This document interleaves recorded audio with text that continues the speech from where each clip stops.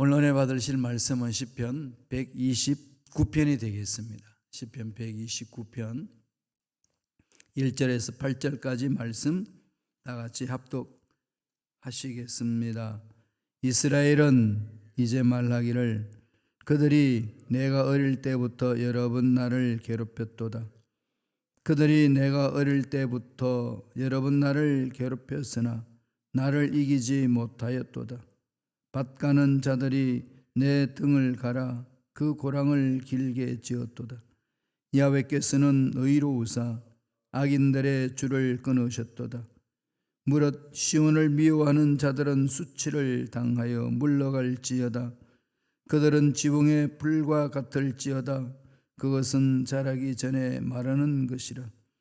이런 것은 베는 자의 손과 묶는 자의 품에 차지 아니하나니 지나가는 자들도 야훼의 복이 너희에게 있을지어다 하거나 우리가 야훼의 이름으로 너희에게 축복한다 하지 아니하느니라. 아멘. 이 말씀으로 하나님이 이기게 하신다라는 제목으로 은혜 말씀을 나누겠습니다.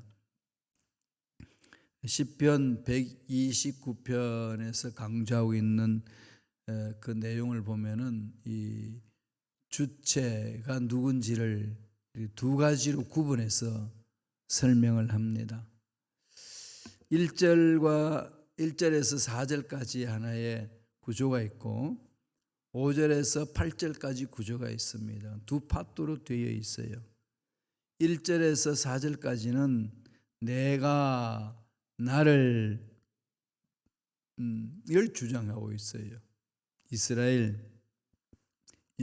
주체가 된다는 거죠. 반면에 5절에서 8절은 시온을 미워하는 자들, 그들이라고 해서 이스라엘을 괴롭히는 원수들이 주체가 된다, 이렇게 이야기를 합니다. 이스라엘이 주체가 되고 이스라엘을 괴롭히는 원수가 주체가 되는 두 주체가 이렇게 대비되어서 시편 129편이 구성되어 있습니다. 이스라엘과 이스라엘의 원수가 서로 대립해 있다는 거죠. 여기에 대해서 시편이 하나님 앞에 기도하면서 엎드리는 내용입니다. 이스라엘은 하나님을 의지하는 자로, 하나님 예비하신 복을 받아 누리는 자로 그렇게 그려지고, 반면에 이스라엘과 그리스도인들을 괴롭히는, 그러니까 하나님을 믿는 사람을 괴롭히는 믿지 않는 그 원수들은 지붕의 풀처럼 시들고 말 것이다, 이런 구조로 이야기를 하고 있습니다.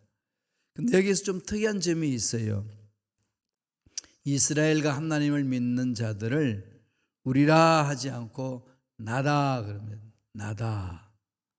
반면에 원수는 너나 그라고 하지 않고 그들 그럽니다. 그러니까 하나님 앞에서는 이스라엘 백성들, 하나님을 믿는 사람들을 한 사람으로 표현해요. 단수로 하나 이렇게 돼 있고, 원수들은 그 이렇게 하지 않니 하고 너 이렇게 하지 않고 그들이다, 복수로 이야기를 하고 있어요. 무슨 얘기일까요? 언제 어디서나 신앙은 하나님 앞에 1대1의 고백이죠. 단독자로서 하나님을 만난다는 겁니다. 최종적으로 결단하고 나아가는 것은 나 혼자라는 거죠. 하나님 앞에서 나 혼자다.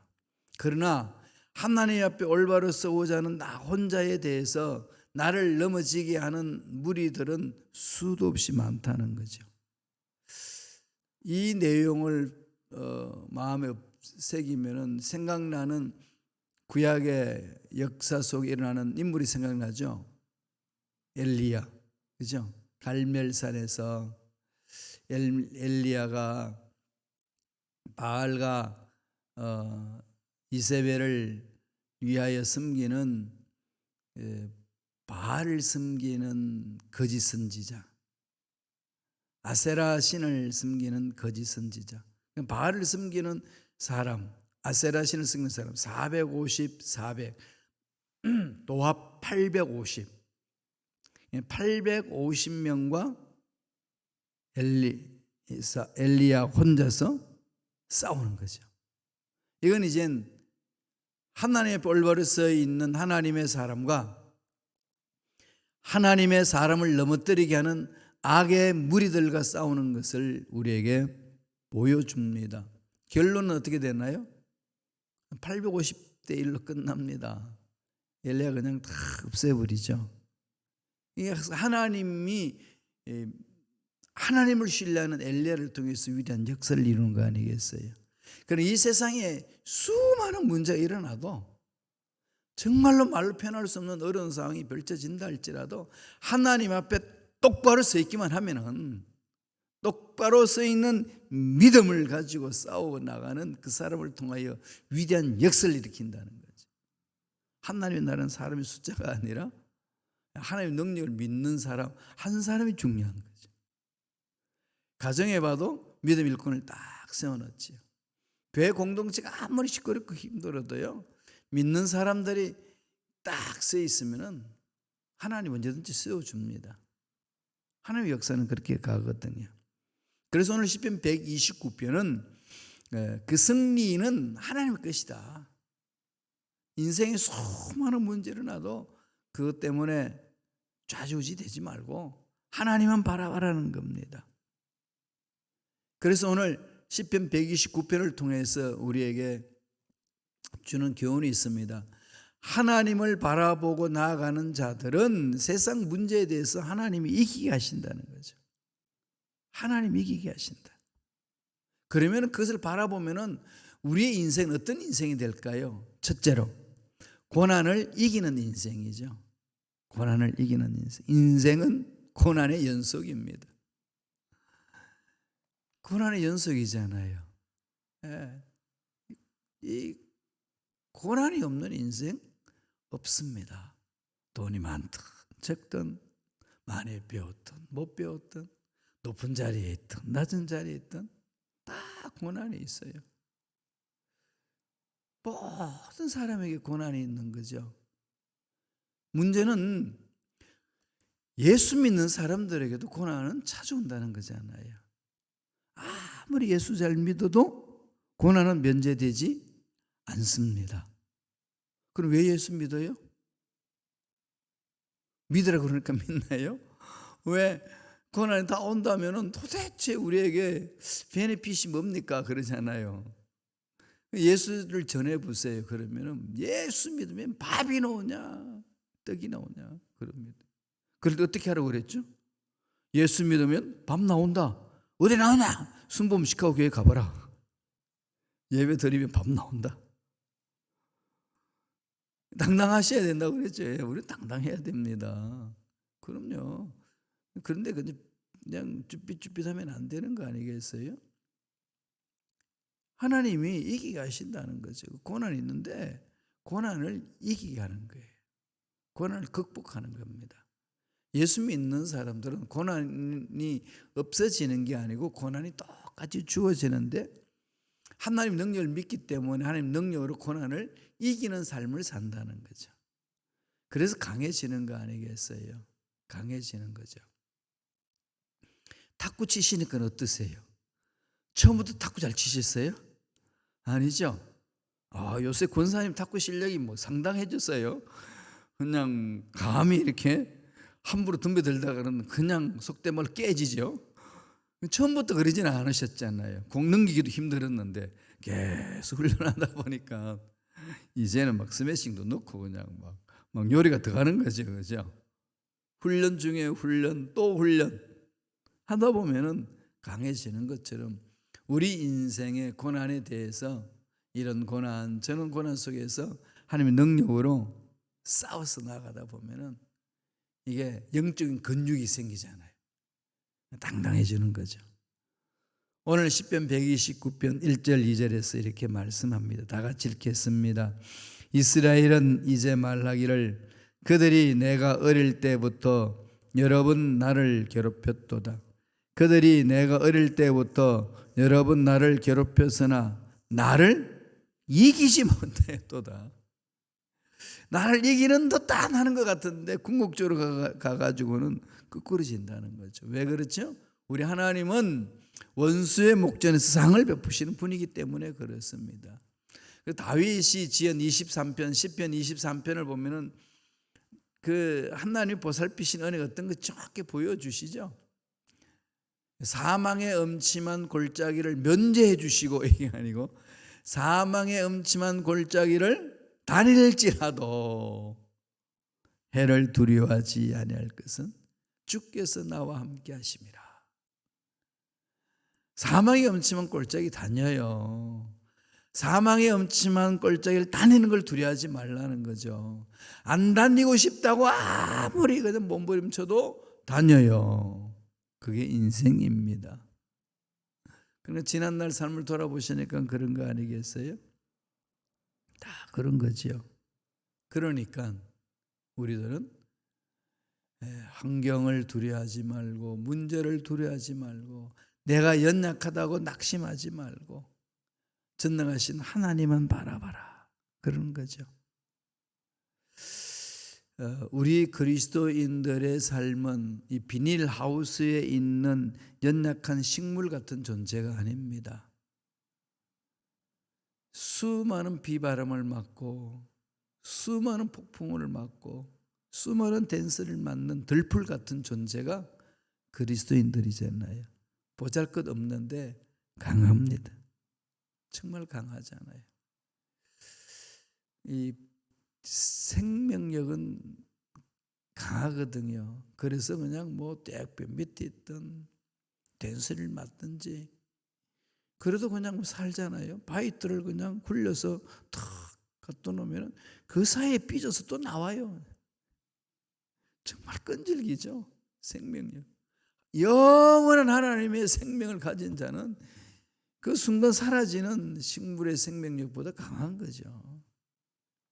그걸 늘 만판에 새기면 죽음도 이길 수 있는 은혜가 있는 거 아니겠습니까? 전적으로 우리의 신앙생활은요, 어떤 문제를 만나도 이겨내는 일꾼의 삶이다. 이것 하나님 이기게 하시기 때문에. 이사야가 메시아에 대해서 이렇게 예언하면서 그 메시아가 인간들이 보기에는 정말 보잘것없고 초라한 것 같지만 그러나 궁극적으로 이기게 모든 하나님의 역사를 이루게 하신다. 그걸 기록하고 있어요. 한번 읽어보고 갈까요? 이사야 53장 2절 3절입니다. 다 같이 읽겠습니다. 그는 주 앞에서 자라나기를 연한 순 같고 마른 땅에서 나온 줄기 같아서 고운 모양도 없고 풍채도 없은즉 우리의 보기에 흠모할 만한 아름다운 것이 없도다. 그는 멸시를 받아서 사람에게 실어버린 바 되었으며 간고를 많이 겪었으며 질고를 아는 자라. 마치 사람들에게 얼굴을 가리우고 보지 않음을 받는 자 같아서 멸시를 당하였고 우리도 그를 귀히 여기지 아니하였도다. 심한 박해와 공격에 익숙한 사람의 모습을 지금 그리고 있잖아요. 어떻게 보면 되게 연약한데 그냥 뭐 바람 불면 날아갈 것 같은데 그렇지 않다는 거죠. 그러면서 이사야 53장 10절과 11절은 이렇게 이야기합니다. 다 같이 읽겠습니다. 이사야 10장 11절 다 같이 읽어볼까요? 야훼께서 그에게 상함을 받게 하시기를 원하사 질고를 당하게 하셨은즉 그의 영혼을 속건제물로 드리기에 이르면 그가 씨를 보게 되며 그의 날은 길 것이요 또 그의 손으로 야훼께서 기뻐하시는 뜻을 성취하리로다. 그가 자기의 영혼에 수고한 것을 보고 만족하게 여길 것이라. 나의 의로운 종이 자기 지식으로 많은 사람을 의롭게 하며 또 그들의 죄악을 친히 담당하리로다. 정말로 그냥 보잘것없는 존재인데 하나님의 놀란 역사 안에서 보잘것없는 존재가 위대한 역사를 써내려간다는 거지요. 이게 그리스도인의 삶을 예수님이 이 땅에 오셔서 해결해 주심으로 그렇게 살아갈 수 있다는 것 설명하는 거 아니겠습니까? 그러니까 나의 연약함을 봐서는 안 되는 거죠. 나의 연약함을 봐서는 안 됩니다. 오히려 바울처럼 나는 약할 때 강함이라. 약할 때 강함이라. 바울은 그래서 매를 맞는데 수도 없이 매를 맞았고 죽을 뻔도 하였고, 유대인에게 40대에 하나 감한 매도 맞았고 40대는 못 맞게 하거든요. 그걸 5번이나 맞았다고 그랬습니다. 3번이나 태장을 맞고, 한 번은 돌로 맞고, 3번이나 파선을 했고, 일주야를 살 길이 없는 그 상황 속에서 헤맸고, 형제들이 또 얼마나 죽이겠다고 나를 씁니까? 바울을 죽이겠다고 결사대가 구성이 됐어요. 그런데도 다 살아났습니다. 왜? 하나님이 보호하시니까. 하나님이 이기게 하신다는 거죠. 그러므로 바울은요, 하나님이 부르심에 대해서 목숨 던지고 가는 거예요. 빌립보 교인들에게 이렇게 합니다. 빌립보서 3장 13절 14절 다 같이 읽겠습니다. 형제들아, 나는 아직 내가 잡은 줄로 여기지 아니하고 오직 한 일, 즉 뒤에 있는 것은 잊어버리고 앞에 있는 것을 잡으려고 표대를 향하여 그리스도 예수 안에서 하나님이 위에서 부르신 부름의 상을 위하여 쫓아가느라. 바울의 마음은 천국의 소망이 가득 차 있는 거죠. 천국의 소망이 가득 차 있으니까 그 천국 소망만 생각해도 이 세상에 당하는 문제는 아무것도 아닌 거죠. 우리 어릴 때 소풍 갈 때에 소풍 가기 위해서 준비한 그 마음 아시죠? 소풍 가기 전날 밤은 난리잖아요. 들떠 있는 거죠. 소풍 가면 아무것도 안 해요. 그죠? 똑같이 밥 먹고 들판 뛰어노는 건데, 가기 전에 준비하는 그 시간은 이루 말할 수 없이 기쁘고 즐거운 거 아니겠어요? 천국을 가는 자의 마음이 그런 거거든요. 천국의 소망이 넘쳐나면은 이 세상에 있는 어려운 문제들은 그까지 툭툭 틀어 일어서는 겁니다. 이런 분들이 교회 공동체에 여기저기 뿌리를 내리고 자리를 지키셔야 돼요. 공동체에서 기둥 역할을 감당해 주셔야 되는 겁니다. 그러면은 그분들끼리 서로 연합이 되어 가지고 서로 연결되고 서로 위로하고 서로 세우면은 이런 저런 문제 일어나는 거 쉽게 다 해결할 수 있는 거죠. 하나님을 이기게 하시기 때문에 그를 바라보는 자에게는 인생 중에 찾아오는 고난도 이기는 인생이다. 이기는 인생이다. 아침마다 눈을 뜰 때마다 외치세요. 내 인생은 고난을 이기는 인생이다. 하루 일과를 다 준비하고 잠자리에 주무실 때 오늘의 고난도 이겼습니다.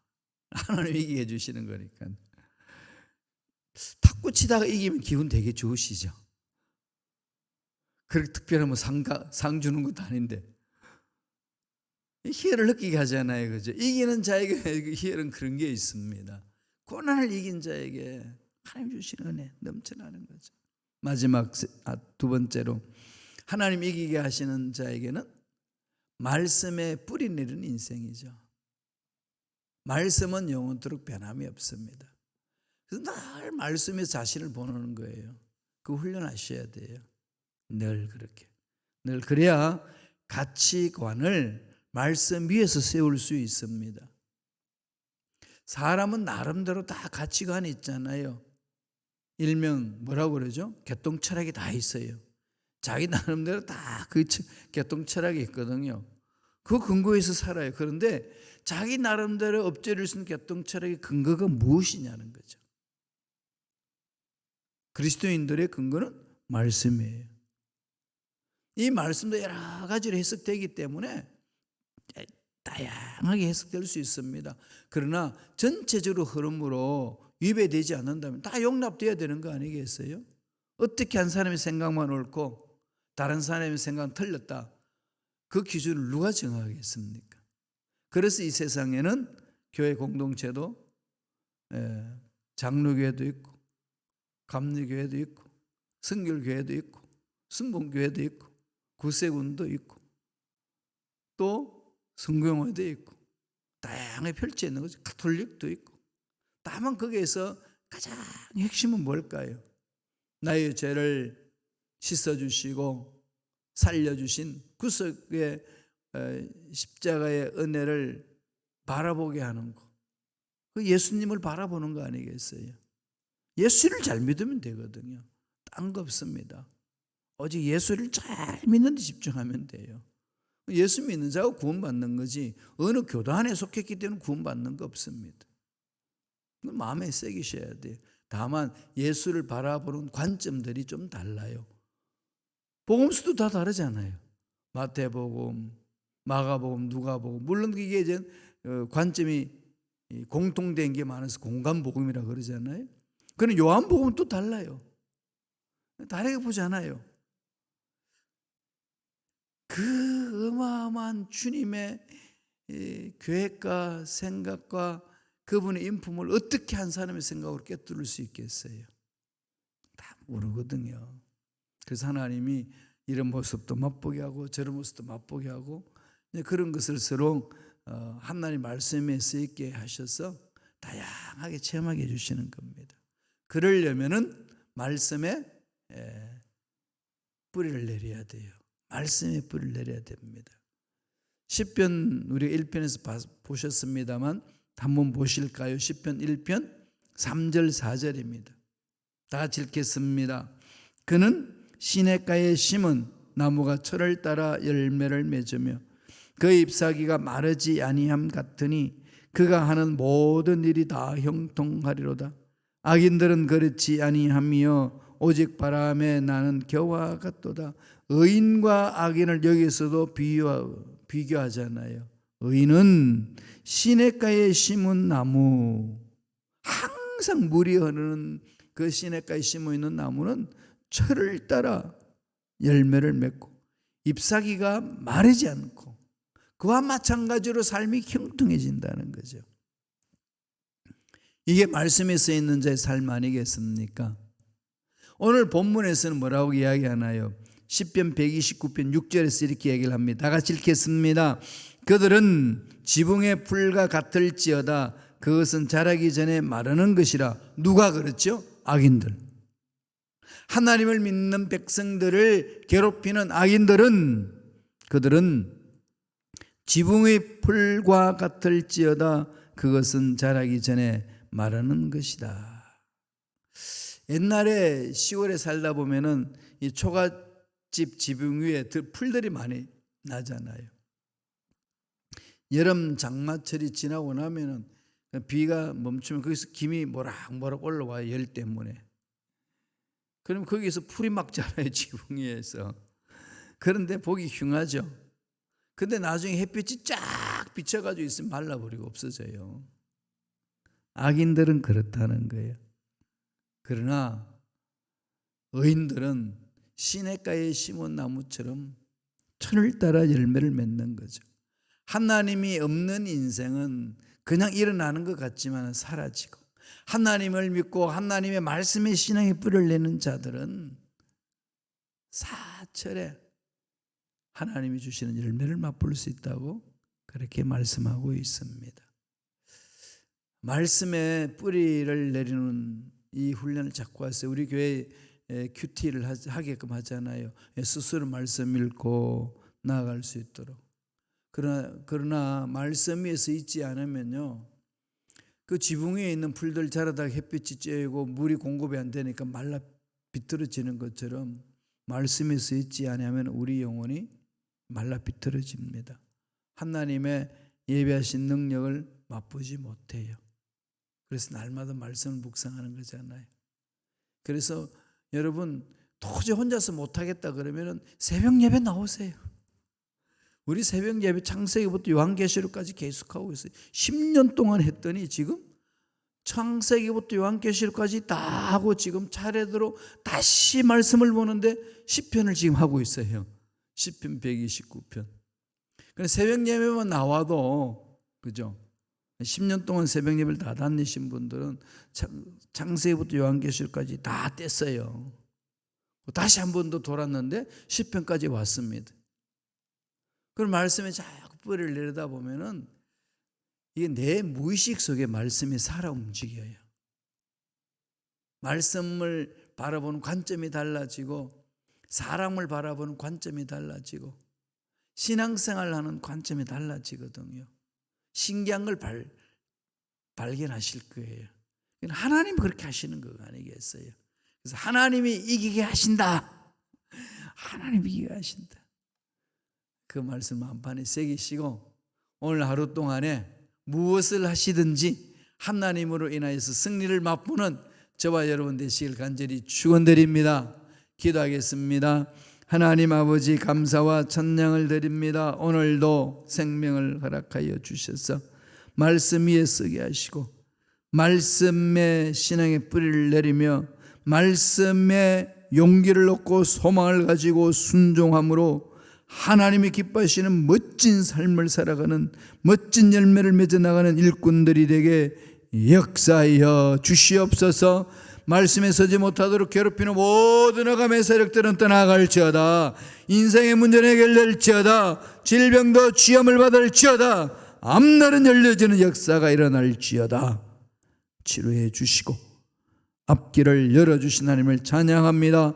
홀로 영광받아 주시옵소서. 은혜에 감사하여 예물 드립니다. 드린 손길 기억해 주시고 소원 이루어 주시고 하나님이 예배하신 놀라운 복을 받아 누리고 나누는 참으로 하나님 보시기에 멋진 삶이요 사람들 보기에 행복한 삶이요 은혜가 되는 삶이 될 수 있도록 축복하여 주시옵소서.